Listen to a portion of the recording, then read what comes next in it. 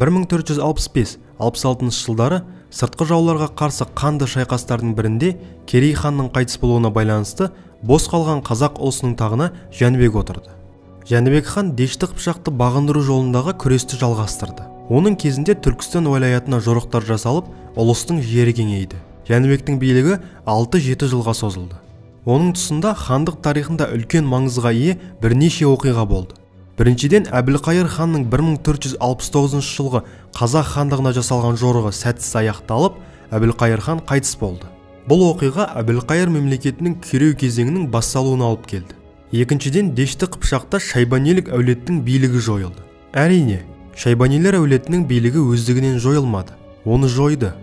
Әбілқайырдан кейін таққа отырған оның ұлы Хайдар өзінің қабілетсіздігі мен жігерсіздігінің кесірінен ру тайпаларды біріктіре алмай, билікті уысынан шығарып алды. Хайдар туралы тарихи Қыпшақи еңбегінде былай делінеді: ол жұмсақ мінезді және жігерсіз адам болады. Басқару ісінде өз бетінше қадамдар жасауға қабілетсіз еді. Осыны пайдаланып, Әбілқайырдың кешегі жаулары әр тараптан жорықтар жасай бастады. Әбілқайыр ұлысын құлатуға Сібір, Үлкен Орда, Ноғай және Жәнібек хан бастаған қазақ ұлысы өз үлестерін қосты. Шейх Хайдардың әлсіздігін пайдаланған Жәнібек Түркістан уәлаятына бірнеше жорықтар ұйымдастырып, сыр бойындағы стратегиялық маңызға ие ірі қалаларды өзіне қаратты. Түркістан қалаларына жасалған жорықтарда Керейдің ұлы Бұрындық, Жәнібектің Жиренше, Махмұд, Әдік атты ұлдары өздерінің жауынгерлік һәм қолбасшылық қабілетін көрсетіп, жеңіске жету жолында үлкен еңбек сіңірді. Жәнібектің екінші ұлы Махмұд батыр атанып, Созақ қаласын басқарды. Ал Керейдің үлкен баласы Бұрындық сұлтан әскерді басқарып, ұлыстағы Жәнібектен кейінгі екінші адам болды. Ал Жәнібектің үлкен баласы Жиренше өзінің шешендігімен ел арасына танылды. Жәнібектің үшінші баласы Әдік болса, 15 ғасырдың 90 жылдары қазақ хандығы Ташкентті жаулап алған кезде Ташкент қаласын басқарды. Бұл кезеңде Шайбанилерді Дешті Қыпшақтан қууға бағытталған негізгі жорықтарға әскерді Бұрындық бастап барды. Бұрындық туғаннан батыр мінезді әрі дарынды қолбасшы болған. Сондықтан дала батырлары арасында үлкен беделге ие болды. Бұл кезде Әбілқайыр ұлысында Шейх Хайдар хан билігін күшейту үшін өте ықпалды Ноғай мырзаларымен одақ құрып, қазақтарға қарсы шығуды жоспарлайды. Мұны естіген Бұрындық сұлтан бұл одақты болдырмау үшін басқа Ноғай мырзаларымен байланысып, одақ құруды ұсынады. Осылайша Ноғай билеушілерінің арасында келіспеушілік туғызады. Ақырында Ноғай билері арасында алауыздық туып, басы бірікпей, Шейх Хайдарға жөнді қолдау көрсете алмайды. Ал осы кезде Бұрындық әскер жиып, Шейх Хайдардың әскерін талқандап, оны өлтіреді. Осылайша Бұрындықтың ел алдындағы абырой беделі, ықпалы күшейе түседі. 1472-1473 жылдары Шайбанилерге қарсы болған шайқастардың бірінде Жәнібек хан қаза табады.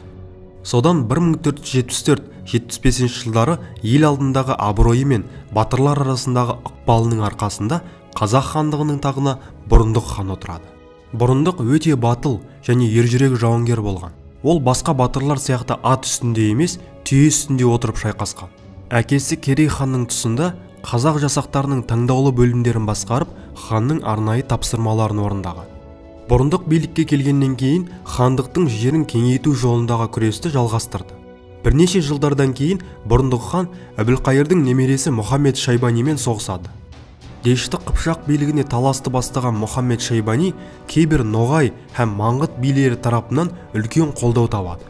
Қалыптасқан жағдайды бағамдай келе, Бұрындық хан 50 мың әскер жинап, Мұхаммед Шайбаниге қарсы аттанады.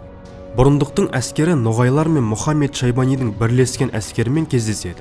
Екі қосын арасында кескілескен қанды шайқас болады. Шайқас нәтижесінде екі жақта бір-бірін жеңе алмай үлкен шығынға ұшырайды. Әсіресе Ноғай жасақтары көп әскерінен айырылады.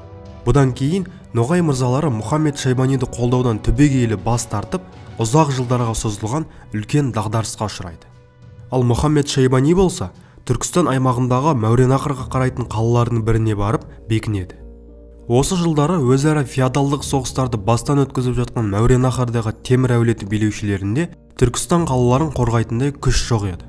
Сондықтан оларға қазақ хандығының негізгі жауы Шайбанилік сұлтандарды қазақтарға қарсы қою тиімді еді. Қазақ хандығы Мәуереннахр билеушілерінің бұл әрекетіне бірден қарсы шығады. қыс мезгіліне қарамастан бұрындық хан бастаған қазақ әскерлері Мұхаммед Шайбани бекінген Сығанақ, Сауран және Созақ өңірлерінде ұрысқа түседі. Бірнеше рет болған ұрыстарда жеңілген Шайбани хан қашуға мәжбүр болады. Аймақтың басқа да өңірлерінен айырылып қалу қаупін сезген аймақ әкімі Мұхаммед Мазид Тархан Шайбани ханды Самарқанға кетуге көндіреді. Осылайша күрестің алғашқы кезеңі қазақ хандығы үшін сәтті басталып, аймақтың солтүстік өңірлерінде қазақ хандығының саяси билігі орнығады.